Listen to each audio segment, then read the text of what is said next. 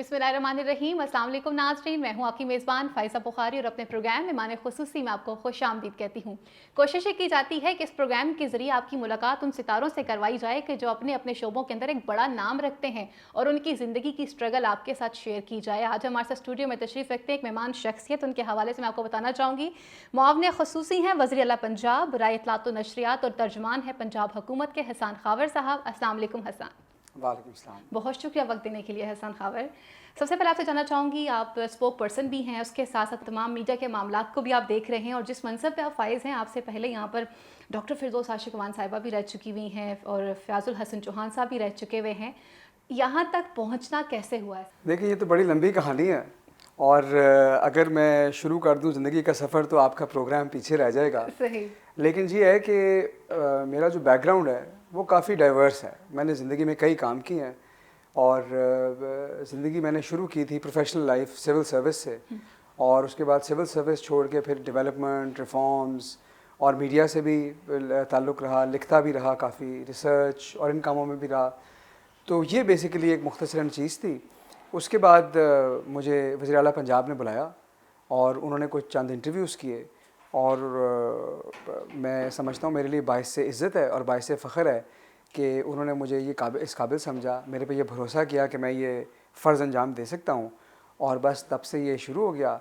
हसन, जिस सीट पे आप अभी मौजूद हैं, आप असिस्टेंट भी हैं, special spokesperson to CM भी हैं, आपने all over the world CM साहब के बाद तमाम चीज़ों को देखना भी है, डील भी करना है और ये जॉब अपने अंदर एक बहुत बड़ी जिम्मेदारी भी रखती है और उसके साथ साथ इसके अंदर ज़रा सी गफलत जो है वो बहुत बहुत दूर तक आपको लेकर जा सकती है। तो ये इतना जो आप इतनी आसानी से बता रहे हैं, ये काफ़ी टफ़ किस्म का चैलेंज है और इस चैलेंज के साथ आप कैसे पूरा उतरे? देखिए, 3 चीज़ें बड़ी ज़रूरी हैं और अगर आपके पास हों तो फ़िक्र की कोई बात नहीं नहीं। होती। हाँ, एक तो ये है कि नीयत ठीक होनी चाहिए, दूसरा ये है कि मेहनत की कमी नहीं होनी चाहिए, और बिल्कुल तीसरा अल्लाह पे भरोसा होना चाहिए। तो कोई मसला नहीं रहता। नहीं रहता। हसन खावर, आपने जैसे बताया कि आपने अपनी लाइफ का जो स्टार्ट था, आप स्पेशल असिस्टेंट भी रहे और उसके बाद फिर आपने सिविल सर्विसेज भी की और फिर इस तरफ भी आप आए हैं। तो ज़िंदगी को आपने कैसा पाया और अब तक के एक्सपीरियंस से आप क्या समझते हैं कि स्पेशली जो हमारी यूथ है, मौजूदा प्राइम मिनिस्टर जो हैं वो भी यूथ पे बहुत फोकस करते हैं और इसीलिए वो आए दिन यूथ से रिलेटेड और उनकी टेक्निकल एजुकेशन से रिलेटेड काफ़ी ज़्यादा काम पे वो ज़ोरों शोर से बात भी कर रहे होते हैं और काफ़ी फोकस करते हुए भी नज़र आते हैं। तो आप यूथ को किस तरह से देखते हैं? देखिए, अगर आप देखें ना, पाकिस्तान दुनिया का छठा बड़ा मुल्क है और हमारी जो पॉपुलेशन ग्रोथ है वो बहुत ज़्यादा है। और अगर आप लोगों की उम्रें देखें तो हमारा एक जो यंगस्टर्स हैं, हमारी जो यूथ है वो बहुत ज़्यादा, उसको यूथ बल्ज कहा जाता है। अगर हमने इस यूथ बल्ज के लिए कुछ ना किया तो पाकिस्तान के लिए आगे सूरत हाल काफ़ी मुश्किल हो सकती है। तो ये तो बात तय पा गई कि नौजवान जो हैं वो इस मुल्क का मुस्तकबिल हैं, उनको साथ लेके चलना है, उनको ट्रेन करना है और उनको आइडियोलॉजिकली भी साथ लेके चलना है। मैं समझता हूँ कि इमरान खान साहब का जो फ़लसफ़ा है, उनकी जो आइडियोलॉजी है, वो ये है कि आपने सही रास्ते पे चलना है, चाहे वो मुश्किल भी क्यों ना हो, और यही हमने नौजवानों को बताना है। क्योंकि अगर हमारा आज मुश्किल होगा तो कल आसान होगा, और अगर हम आज आसान रास्ता ढूंढने की कोशिश करेंगे तो आने वाला कल जो इन नौजवानों का है और हमारे बच्चों का है वो मुश्किल हो जाएगा। तो ये हमारे दो तरह से हम चलते हैं। एक तो हम लोगों को एजुकेट करना चाहते हैं कि हमें इस वक्त मुश्किल फ़ैसले करने हैं, ये मुश्किल फ़ैसले मुल्क की बका के लिए बड़े अच्छे हैं, ये मुश्किल फ़ैसले जो हैं हमारी मईशत के लिए बड़े अच्छे हैं, और हमें यूथ से बड़ी सपोर्ट मिली है क्योंकि हमारा जो यूथ है वो ये बात समझता है।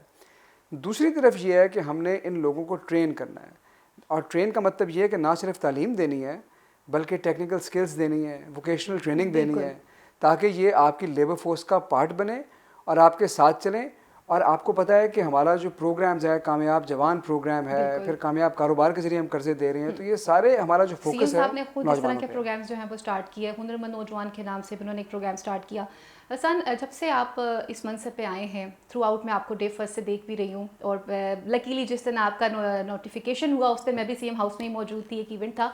थ्रू आउट अब तक मीडिया डीलिंग जिस तरह से आपकी रही है और जिस तरह से आप इलेक्ट्रॉनिक मीडिया के साथ, प्रिंट मीडिया के साथ आप डील कर रहे हैं, इवन दो के सोशल मीडिया के साथ भी आपका इंटरेक्शन है, ये कुछ ऐसी वैरायटीज़ हैं जो इससे पहले नहीं देखी जा रही थी। और जब आपने इस चैलेंज की तरफ आप आए तो आपने क्या सोच के कुछ नया करने की कोशिश की कि जो मेरे से पहले मौजूद थे उनका फोकस एक ख़ास हद तक और एक लाइमलाइट तक था। आई होप सो आप मेरा पॉइंट समझ रहे हो, लेकिन आपका इंटरेक्शन थ्रू आउट था हर किसी के साथ है।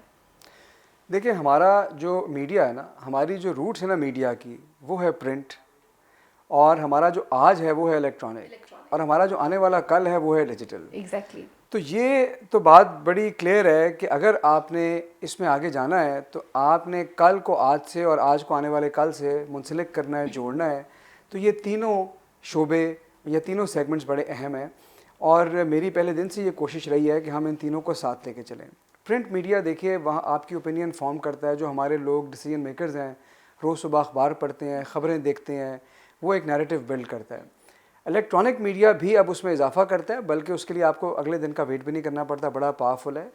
लेकिन डिजिटल मीडिया जो है वो हमारे, जो आपने यूथ की बात की ना, ये उनकी आवाज़ है और ये आने वाली कल की आवाज़ है। तो मेरी कोशिश ये है कि एक तरफ तो अखबारों के साथ और टॉक शोज़ जो इलेक्ट्रॉनिक मीडिया पे हैं, लेकिन कल मैंने एक ट्विटर स्पेस सेशन किया जिसमें कुछ 600-700 लोगों ने शिरकत की और हमने 1 घंटे की बड़ी अच्छी उनसे बातचीत की। तो हमें इन तमाम मीडिया को यूज़ करना है, क्योंकि मकसद एक है, मकसद ये है कि हमने अपने ऑडियंस तक जाना है और उनकी प्रॉब्लम्स को सॉर्ट आउट करना है और उनकी आवाज़ को सुनना है। लेकिन हमारी जो ऑडियंस है ना, अब उनके बड़े डिफरेंट मीडियम हो गए हैं। मसलन आपके बहुत सारे ऐसा यूथ है जो अखबार नहीं पढ़ता, और अगर आप सिर्फ अखबार या टीवी से जाएंगे तो आप उनसे डिसकनेक्ट हो जाएंगे। Exactly. तो इसलिए अब आप किसी भी मीडिया को खाली नहीं छोड़ सकते। हमारी कोशिश ये है, काम तो चैलेंजिंग है लेकिन हर तरफ से, लेकिन it's a very good variety कि आपने उसके साथ सोशल मीडिया को ऐड किया। आप कुछ आते हैं थोड़े से कड़वे सवालों की तरफ।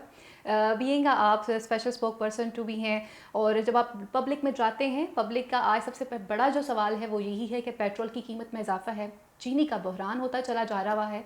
इन सवालों के जवाब क्या हैं और आप क्या समझते हैं कि आइंदा आने वाला जनरल इलेक्शन जो है वो आपके लिए कितना टफ होगा? देखिए, सवाल तो पूछना बड़ी अच्छी बात है, और मैं समझता हूँ कि अवाम का ये हक़ है कि वो सवाल पूछें, और वो लोग जो हुकूमत में हैं ये उनका फ़र्ज़ है कि उनको तसल्ली बख्श जवाब दें, और अगर वो तसल्ली बख्श जवाब नहीं दे सकते तो वो घर चले जाएं, क्योंकि अकाउंटेबिलिटी है ना। आपने तेल की बात की और शुगर की, इन्हीं दो की बात कर लेते हैं। देखिए, तेल इस वक्त, अभी फिर तेल की कीमतें बढ़ी। अगर आप ये देखें, मैं आपको एक दिलचस्प बात बताता हूँ कि जो एक्स रिफाइनरी प्राइस थी तेल की, वो बढ़ी 11 रुपये, और पेट्रोल की कीमत कंज्यूमर के लिए बढ़ी 8 रुपये। अब ये बात लोगों को बताने वाली है, वो 3 रुपये क्यों नहीं बढ़ी? क्योंकि गवर्नमेंट ने अपने टैक्स पे हिट लिया। ये पहले दिन से हुकूमत कर रही है। जैसे ही आलमी मंडी में तेल की कीमतें बढ़ी हैं, हुकूमत ने अपने टैक्स को कम करना शुरू कर दिया है। अब करते करते ये आ गया है कि इस वक्त जो एक्स रिफाइनरी प्राइस के अलावा बाकी distributor margin, dealer margin, levy, tax, ये सारे मिलाकर कोई गालिबन 14 रुपये या 15 रुपये के करीब रह गए हैं। तो हुकूमत के पास इससे ज़्यादा क्वेश्चन नहीं है ये ख़ुद एब्जॉर्ब करने का। तो जब आलमी मंडी में इंशाल्लाह तेल की कीमतें जाएंगी, हम वो भी पास ऑन करेंगे। तो इसका ताल्लुक तो आलमी मंडी से है जी। चीनी के ऊपर आपने बात की, मेरे ख्याल में जो आवाम को बताने की ज़रूरत है कि जब आपका 22 करोड़ लोगों का मुल्क होता है तो उसमें क्राइसिस आता है, ठीक है। उसमें माफियाज भी ऑपरेट करते हैं, उसमें सप्लाई चेन की डिस्टॉर्शंस भी होती हैं, आटे के, चीनी के। देखने वाली बात यह है कि जब बहरान पैदा होता है तो क्या हुकूमत उसको समझती है, लोगों की आवाज़ सुनती है और फ़ौरन रिएक्ट करती है, या सोती रहती है, या माफिया से हाथ मिला लेती है। तो मैं समझता हूँ कि ये जिन दो चीज़ों की हम बात कर रहे हैं, चीनी और आटा, ये इस हुकूमत की सबसे बड़ी सक्सेसफुल केस स्टडीज़ हैं कि आटे की कीमत ऊपर जानी शुरू हुई, हमने अपने स्टॉक्स रिलीज़ किए, पहले ना सिर्फ अपने लिए किए बल्कि सिंध के अवाम के लिए भी किए, क्योंकि वो तो नहीं रिलीज़ कर रहे थे, और अपनी ज़रूरत से बढ़ के किए। और इस वक्त आप मार्केट में कहीं भी चले जाएं, तमाम जो बड़े स्टोर्स भी हैं और काफ़ी स्टोर्स के ऊपर आपको सरकारी आटा 55 रुपए किलो के हिसाब से दस्तयाब है। लेकिन आती है सान, हम खुद एक ज़री मुल्क है, जैसे आट गंदम, हमें अपने मुल्क में इन चीज़ों की पैदावार करनी चाहिए, रादर देन कि हम उन्हें यहाँ से बाहर भेजें, हम उन्हें बाहर से अंदर यहाँ मंगवा रहे हैं। नहीं, देखें, ये फ्री मार्केट होनी चाहिए। आइडली तो ये है, हम तभी सिर्फ इंपोर्ट करते हैं जब चीज़ों की ज़रूरत हो। एक्सपोर्ट करने से भी फार्मर्स का फ़ायदा होता है। जो हुकूमत की पॉलिसी है ना, वो आपको समझनी पड़ेगी कि एक एंड के ऊपर सारिफीन है, एक एंड के ऊपर किसान है। हम किसानों के पेट से उनका या उनकी प्लेट से उनके निवाले छीन के अवाम के हाथ में नहीं डाल सकते, और अवाम के हाथ से रोटी लेके किसानों को नहीं दे सकते। तो ये बैलेंस क्रिएट करना जो है ये एक मुश्किल काम है, और इसीलिए आपको हमने सपोर्ट प्राइस भी इसीलिए बढ़ाई कि किसानों का फ़ायदा हो, और आटे की कीमत इसलिए कंट्रोल की कि सार्फिन का फ़ायदा हो। तो ये एक बैलेंस क्रिएट करना ज़रूरी है। अच्छा, लास्ट में मैं यूथ से रिलेटेड एक सवाल पूछना चाहूँगी। सीएम साहब का एक अच्छा इनिशिएटिव है जो खुद प्राइम मिनिस्टर का भी है कि आप चाहते हैं कि नौजवान जो है वो टेक्निकल और वोकेशनल एजुकेशन की तरफ आएँ, लेकिन उसी के साथ साथ फिर जब इस तरह के एहसास प्रोग्राम या एहसास राशन प्रोग्राम मुतारफ़ करवा दिए जाते हैं, आपको लगता नहीं कि आप तो यूथ को खुद लेज़ी कर रहे हैं, आप उसे ईजी गो की तरफ लेकर जा रहे हैं, रादर दिन कि अगर आप उसे एक अच्छा कॉन्सेप्ट दे रहे हैं तो फिर उस तरह के प्रोग्राम्स क्यों मुतारफ़ करवाए जा रहे हैं? नहीं, इन दोनों प्रोग्राम्स को आपको बिल्कुल मुख्तलिफ तनाजुर में देखना पड़ेगा। इस वक्त हम एक क्राइसिस के अंदर हैं। दुनिया में महंगाई की एक लहर चल रही है। पूरी दुनिया में कोविड के बाद चीज़ों की कीमतें ऊपर जा रही हैं।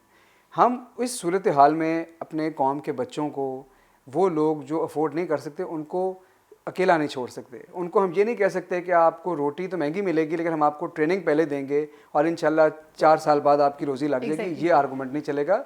हमें मुश्किल वक्त में उनके घर जाकर उनका जो सौदा सल्फ़ है उसको सस्ता करना है, उनको निकालना है इस मुश्किल से, और साथ ट्रेनिंग देनी है। हमारा जो कामयाब पाकिस्तान प्रोग्राम है उसके अंदर स्किल ट्रेनिंग उसका बड़ा अहम जुज़्व है, लेकिन स्किल ट्रेनिंग का असर जो है वो मीडियम टर्म में आता है। लोग ट्रेन होते हैं, रोज़गार लगता है, फिर घरों में खुशहाली आती है। उस वक्त तक का भी इंतज़ाम करना है, और इसीलिए हमने ये एहसास राशन प्रोग्राम शुरू किया। लास्ट में देखने वाली ऑडियंस को और इस मुल्क की यूथ को क्या पैगाम देना चाहेंगे आप? देखें, यूथ को तो मेरे ख्याल में बड़ा क्लियर पैगाम है कि आपने जो उम्मीद है उससे उसका दामन नहीं छोड़ना।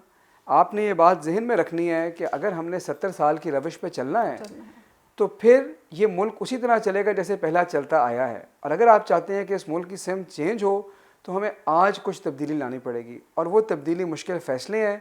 जितनी जल्दी ये मुश्किल फ़ैसले लेंगे उतनी जल्दी मुल्क की सिमत सुधरेगी। और अगर आज हम उससे दिल चुराएंगे, नज़रें चुराएंगे, तो हमारे आने वाला कल आज से ज़्यादा मुश्किल हो सकता है। बहुत शुक्रिया एहसान खावर। जैसे एहसान खावर ने बात की है कि अगर हमने आइंदा अपनी आने वाली नस्लों के लिए कुछ अच्छा करना है तो आज हमें कुछ मुश्किल फ़ैसले करने पड़ेंगे। प्रोग्राम का वक्त यहीं पर ख़त्म हुआ चलता है। अगले प्रोग्राम तक के लिए, एक अच्छे मेहमान के साथ तक के लिए अपनी मेज़न फ़ायज़ा बुखारी को इजाज़त दीजिए। अल्लाह निगहबान। पाकिस्तान जिंदाबाद।